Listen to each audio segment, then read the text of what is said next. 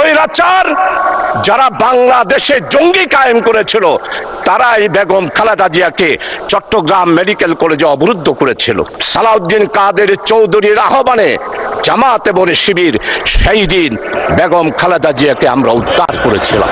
পাল বংশের ইতিহাস তুলে ধরেছেন, কিন্তু আপনি কি ফরাজি আন্দোলন, ফকির আন্দোলন, খেলাফত আন্দোলন, ওয়াহাবি আন্দোলন, উলামায়ে কেরামদের ইতিহাস আপনি তুলে ধরেন নাই। আপনি শুধু জামাত ইসলামিয়ার মুসলমান আর ইসলামী আন্দোলনকে আঘাত করার জন্যই পার্লামেন্টে বক্তব্য রেখেছেন। জামাত ইসলামীর গণতান্ত্রিক ইতিহাস অনেক সময় লাগবে। আপনি যেহেতু আমাকে সময় নির্ধারণ করে দিয়েছেন, আজকে জামাত ইসলামীর ব্যাপারে শুধু এতটুকু বলতে চাই, ভুলে গেলে চলবে না। 1997 সালে দেশনেত্রী বেগম খালেদা জিয়া বৃহত্তর বিরোধী দলের নেতা ছিলেন। চট্টগ্রাম মেডিকেল কলেজে গেলেন, অবরুদ্ধ হয়ে গেল। ফ্যাসিস্ট স্বৈরাচার যারা বাংলাদেশে জঙ্গি কায়েম করেছিল তারাই বেগম খালেদা জিয়াকে চট্টগ্রাম মেডিকেল কলেজে অবরুদ্ধ করেছিল। আজকে আমাদের মরহুম শহীদ সালাউদ্দিন কাদের চৌধুরীর ছেলে আছে হুব্বাম কাদের, আমাদের সম্মানিত অর্থমন্ত্রী, চট্টলার কৃতি সন্তান, যার পরিবারে উনার আব্বা নয় উনার দাদা থেকেই মন্ত্রিত্ব ওনারা পেয়ে আসতেছেন, সেই রকম সম্ভ্রান্ত পরিবারের সন্তান উনিও দেশনেত্রী বেগম খালেদা জিয়ার সাথে মেডিকেল কলেজে ছিলেন। আজকে সম্মানিত অর্থমন্ত্রী আপনি স্বীকার করবেন, সর্বপ্রথম টেলিফোন করেছিল মরহুম শহীদ সালাউদ্দিন কাদের চৌধুরী আমি শাহজাহান চৌধুরীকে।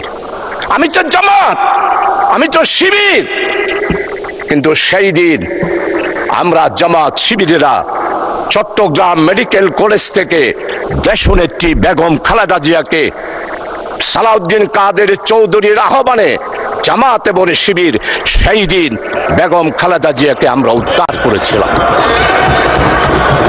মাননীয় স্পিকার, আজকে স্বাধীনতার কথা বলা হয়, সর্বপ্রথম একটি মাত্র রাজনৈতিক দল পূর্ব পাকিস্তানের স্বাধিকার কোন পথে আসবে এই ব্যাপারে সর্বপ্রথম পূর্ব পাকিস্তান থেকে যিনি বক্তব্য দিয়েছিলেন তিনি হচ্ছেন প্রফেসর গোলাম আজম। 1970 সালের নির্বাচন হলো, নির্বাচনের পর সর্বপ্রথম একটি রাজনৈতিক দলের পক্ষ থেকে সমস্ত পত্রিকা সাক্ষী তাসপাটু পাওয়ার শেখ মুজিবুর রহমান প্রফেসর গোলাম আজম বক্তব্য দিয়েছিলেন। আমরাই সেই দিন বলেছিলাম সংখ্যাগরিষ্ঠতা হিসেবে আওয়ামী লীগ যেহেতু জনগণ রায় দিয়েছে তাই শেখ মুজিবের হাতেই ক্ষমতা হস্তান্তর করুন। আজকে সম্মানিত আমার অত্যন্ত পরম মুরব্বী ইতিহাসবিদ, আমি ওনার ফেসবুকে সব বক্তব্য শুনি, ওনার মনের ভিতর অনেক আবেগ।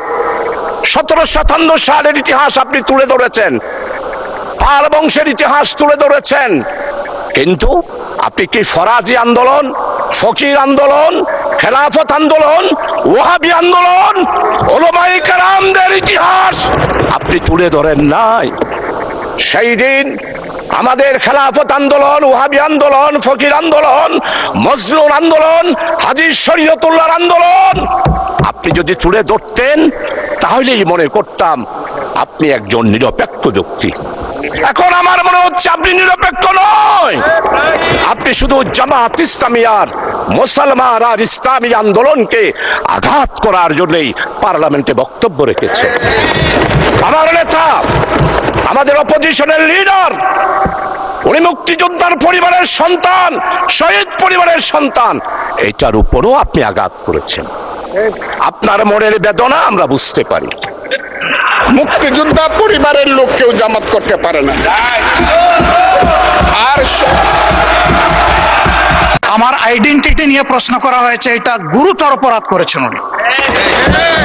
2 নম্বর, উনি বলেছেন কোন মুক্তিযোদ্ধা কিংবা শহীদ মুক্তিযোদ্ধা পরিবারের কেউ জামাত ইসলামী করতে পারে না। তাহলে উনাকে জিজ্ঞেস করে করা লাগবে? মুক্তিযুদ্ধে তার অবদান সবকিছুই বলেছেন, কিন্তু নিজের অবদান বলতে গিয়ে আরেকজনের অবদানের উপরে হাতুড়ি পিটানোর অধিকার কাউকে দেওয়া হয়। তিনি পার্সোনালি আমাকে হার্ট করেছেন। তিনি বলেছেন যে আমি বলে থাকি আমি শহীদ মুক্তিযোদ্ধা পরিবারের সদস্য, তাহলে ইনি এটাকে চ্যালেঞ্জ করছেন। 2 নম্বর উনি বলেছেন কোনো মুক্তিযোদ্ধা কিংবা শহীদ মুক্তিযোদ্ধা পরিবারের কেউ জামাত ইসলামী করতে পারে না, তাহলে উনাকে জিজ্ঞেস করে করা লাগবে? এটি আমার নাগরিক অধিকার। আমি কোন দল করব, কোন আদর্শ আমি অনুসরণ করব, এর উপর হস্তক্ষেপ করার ন্যূনতম কোনো অধিকার রাষ্ট্র কিংবা সংবিধান কাউকে দেয়নি।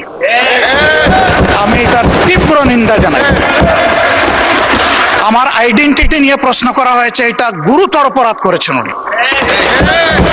আবার আমার আদর্শ সিলেকশনের ব্যাপারে উনি কথা বলেছেন, এটা বাড়তি অপরাধ করেছেন। আমি অনুরোধ করব মাননীয় স্পিকার, তার এই অসংসদীয় অংশটা এখান থেকে যেন এক্সপাঞ্জ করা হয়। শেষে গিয়ে উনি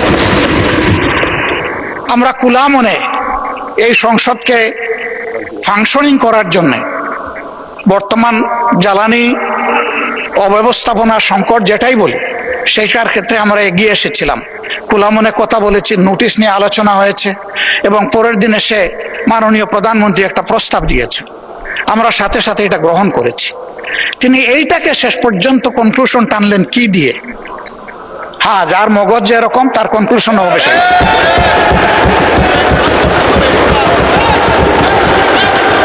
তার মতো একজন প্রবীণ ব্যক্তির কাছ থেকে, রাজনীতিবিদদের কাছ থেকে আমি এই ধরনের আচরণ আশা করিনি। আমরা এখানে প্রথম দিনই বলেছি ভালো কিছু শিখতে এসেছি। কাউকে হিট করা, গালি দেওয়া, এর মাধ্যমে বড় কিছু অর্জন করা যাবে না। কিছু গোলাবাজি হতে পারে বড় জোর, কিন্তু তার চাইতে বেশি কিছু হবে না। আর সাধারণত যুক্তি যখন ফুরিয়ে যায়, মাথা তখন গরম হয়ে যায়।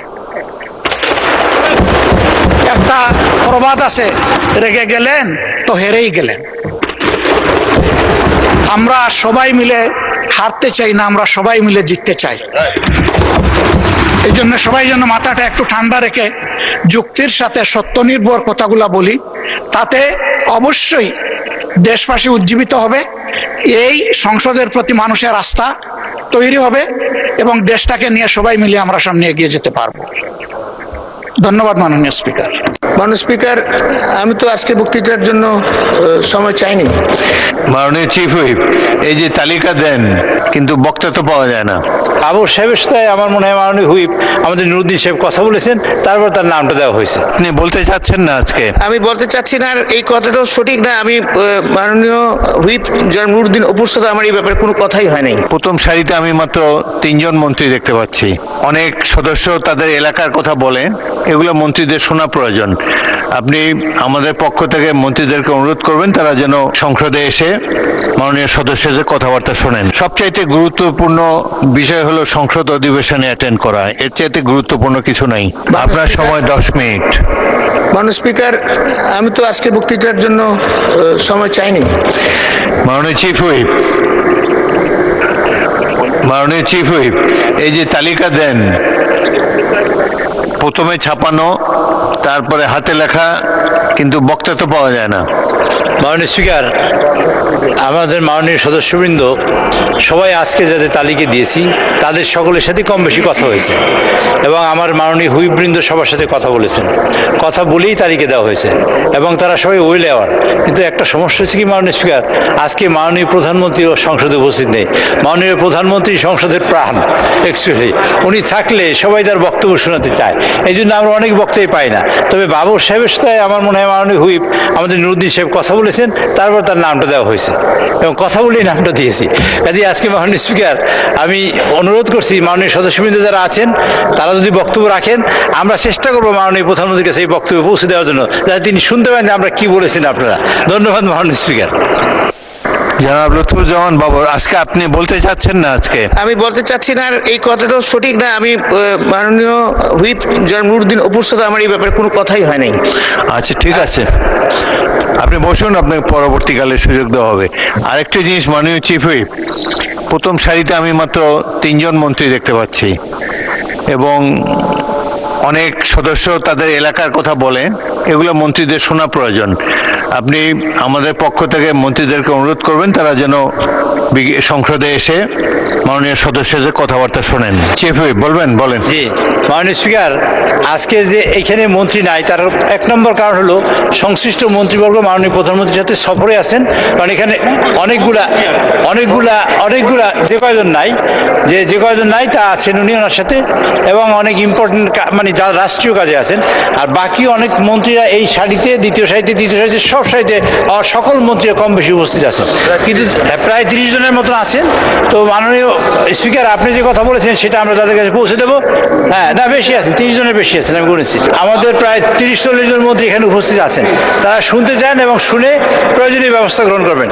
ধন্যবাদ মাননীয় স্পিকার। অধিকাংশই স্বাস্থ্যমন্ত্রী, যোগাযোগ মন্ত্রী এদের কথা বলে আর কি, তাদের রাস্তাঘাট বা হাসপাতালগুলোর বেহাল অবস্থা। যাই হোক, সংসদের সবচাইতে গুরুত্বপূর্ণ বিষয় হলো সংসদ অধিবেশনে অ্যাটেন্ড করা। তারা আমাকে ফজা পাগলা বলে কথা বলে, উনি একদিন মাননীয় সদস্য, আমি ওনাকে আপনাকে কেউ এই ধরনের উক্তি করেছে আপনার সম্বন্ধে? এরকম তো সংসদে কেউ বলে নাই তো না এরকম। বলছি করেছে, তারা আমাকে ফজা পাগলা বলে কথা বলে, উনি একদিন তারা নাকি সভ্য, তারা নাকি ইসলাম। এবং উনি যে বলতেছে, ওই দিন বললো যে আমার দাড়ি পাকা, আমার চোখের সমস্ত পাকা, উনি আমার চেয়ে 10 বছরের ছোট। আমার বয়স 78 বছর, আমি 48 সনে জন্মগ্রহণ করেছি, উনি 58 সনে জন্মগ্রহণ করেছে। কথা মাননীয় সদস্য, আমি ওনাকে, আপনাকে কেউ এই ধরনের উক্তি করেছে আপনার সম্বন্ধে? এরকম তো সংসদে কেউ বলে নাই তো না এরকম। বলছি করেছে, আপনি কেন নিজের করেছে আছে এখানে উপস্থিত। আমি আজকে আপনাকে বলতে চাই,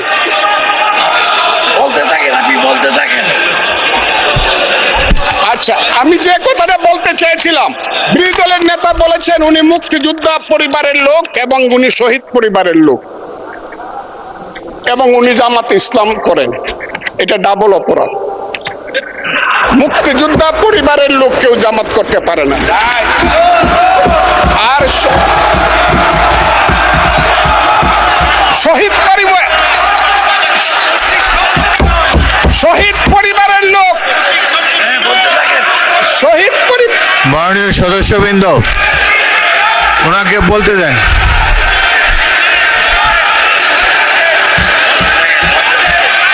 মাননীয় সদস্যবৃন্দ, অর্ডার।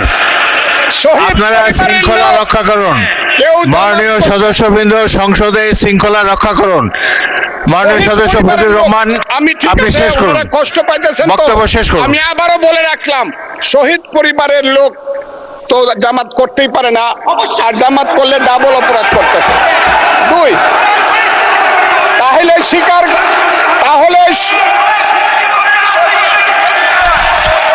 তাহলে আমি আপনাদেরকে বলি, মাননীয় সদস্যবৃন্দ, আমি এক সেকেন্ড। মাননীয় সদস্য ফজলুর রহমান, বসেন।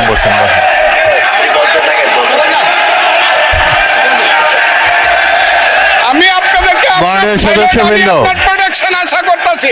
মাননীয় সদস্যবৃন্দ, বসুন। কিন্তু আমার গলা, সংসদের শৃঙ্খলা রক্ষা করুন। ওনার গলা, আমি কিন্তু ওনাদেরকে খারাপ কিছু বলি নাই। বসেন।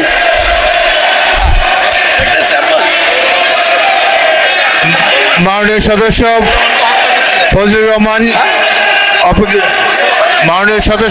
রহমান, আপনি একটু অপেক্ষা করুন। মাননীয় সদস্যবৃন্দ, আমি প্লিজ সিট ডাউন। আমি বলছি, এই যে দেখেন, তারা বসুন।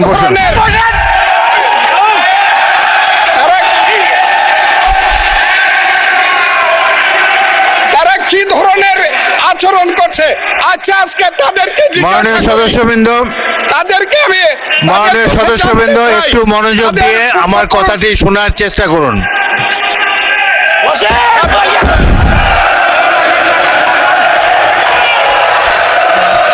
মাননীয় সদস্যবৃন্দ, গাজী নজরুল ইসলাম, বসুন। আমি আজকে বসুন। এই স্পিকারের কথা শোনার চেষ্টা করুন। এই কথা, মাননীয় সদস্যবৃন্দ, আমি একটা কথা আপনারা আজকে মনোযোগ দিয়ে বলতে শুনেন। বাধ্য হচ্ছি, এদের সংসদে আচরণ দেখেন, এদের প্রত্যেক সদস্যের পূর্বপুরুষরাই এক ফজলুর রহমান সময় একটু wait করেন, একটু wait করেন। এবং রাজাকার ছিল। মাননীয় সদস্য এবং ফজলুর রহমান এরা wait করেন। চৌধুরীকে হত্যা করেছে, Hold on for a second. আলিম চৌধুরীকে হত্যা একটু অপেক্ষা করেছে। করুন। আমাদের নেতা জিয়াউর রহমানকে পাইলো এরা হত্যা করতো 16ই ডিসেম্বরের আগে। মাননীয় সদস্য ফজলুর রহমান অপেক্ষা করুন। আমার শেষ, আমাকে Hold on for 2 minutes. দেখেন ডিস্টার্ব, আমি আর তাদেরকে প্রথম দিন থেকেই আননেসেসারি একটি জুলাই সনদ নিয়ে জুলাই সনদকে আননেসেসারি বলা সদস্য। হয়েছে, জুলাই সনদকে আননেসেসারি বলা হয়েছে, এটা বসুন। কোনোভাবেই গ্রহণযোগ্য হতে পারে মাননীয় না। সদস্য বসুন। মাননীয় সদস্য বসুন। মাননীয় সদস্যবৃন্দ,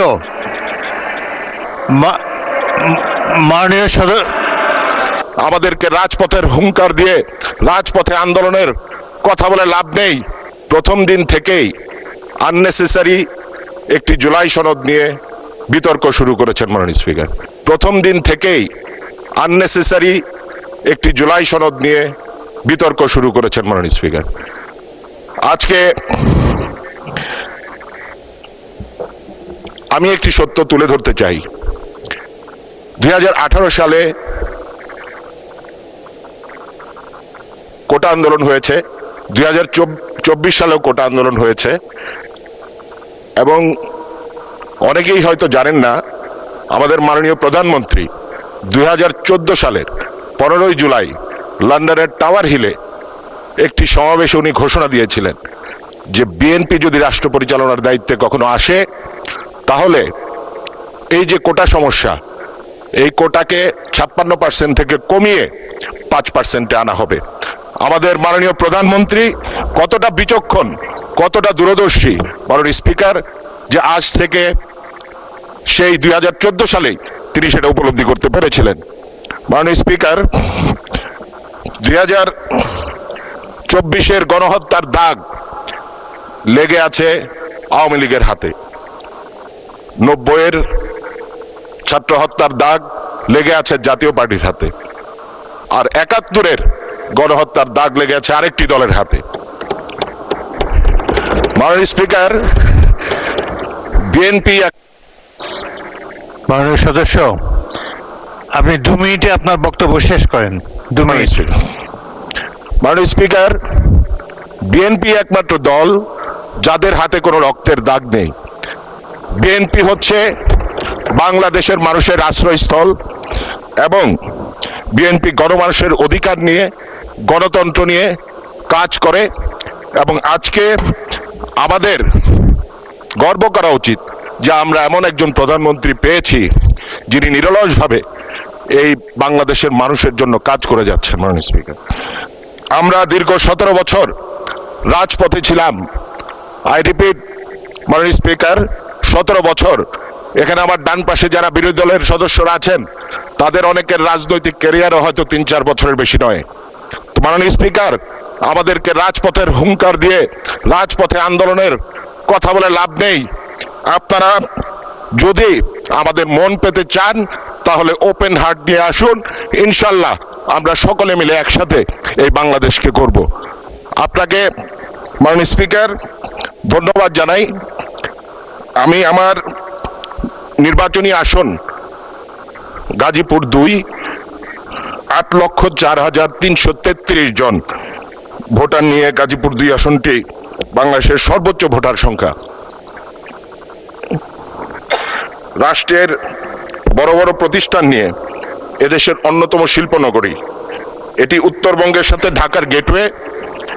গাজীপুরে আছে উন্নয়নের নামে বিগত ফ্যাসিস্ট সরকারের লুটপাটের নিদর্শন বিআরটি প্রকল্প, যা বর্তমানে গলার কাটা হয়ে দাঁড়িয়েছে।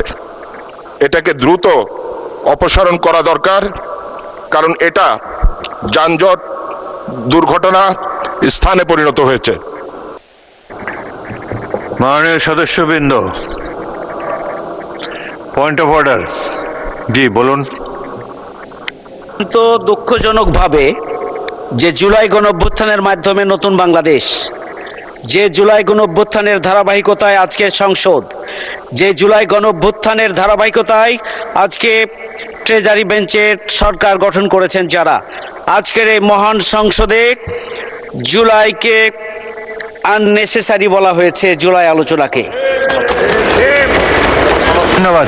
এটি কোনোভাবেই গ্রহণযোগ্য হতে পারে না। জুলাই সনদকে আননেসেসারি বলা সদস্য। হয়েছে, জুলাই সনদকে আননেসেসারি বলা হয়েছে, এটা বসুন। কোনোভাবেই গ্রহণযোগ্য হতে পারে মাননীয় না। সদস্য বসুন।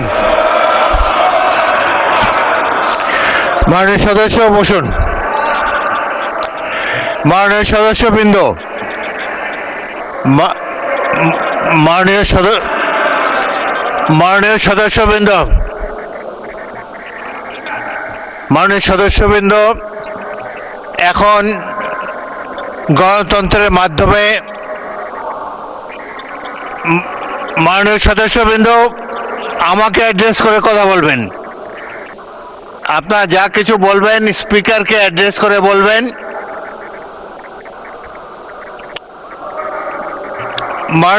মাননীয় সদস্যবৃন্দ, এখানে তো বিভিন্ন দলের সদস্যবৃন্দ রিপ্রেজেন্টেড, প্রত্যেকের কি একই অনুভব হতে পারে? গণতন্ত্রের সৌন্দর্য হলো মতভিন্নতা। সুতরাং এক এক বাক স্বাধীনতার সফলতা নিয়ে, বাক স্বাধীনতার কারণে যে যার বক্তব্য খোলাখুলিভাবে জাতীয় সংসদে প্রকাশ করতে পারেন, কিন্তু অপেক্ষা করেন। মাননীয় সদস্য যখন স্পিকার কথা বলে অনুগ্রহ করে সবাই চুপ করে বসে থাকবেন নিজের আসনে। আমি যেটা বলতে চাই, সকলেরই বাক স্বাধীনতা আছে, এবং যদি কোনো বক্তব্য আপনাদের পছন্দ না হয়, এরপরেই তো আপনারা একজন বক্তব্য রাখবেন, তিনি এই বক্তব্যটির বিরুদ্ধে আপনাদের মতামত আপনারা প্রচার করতে পারেন। সুন্দর শালীনভাবে যে যার বক্তব্য জাতীয় সংসদে রাখবেন, এটাই আমরা আশা করি। অহেতুক একজন বক্তাকে কেউ ডিস্টার্ব করবেন না। আপনার টার্ন যখন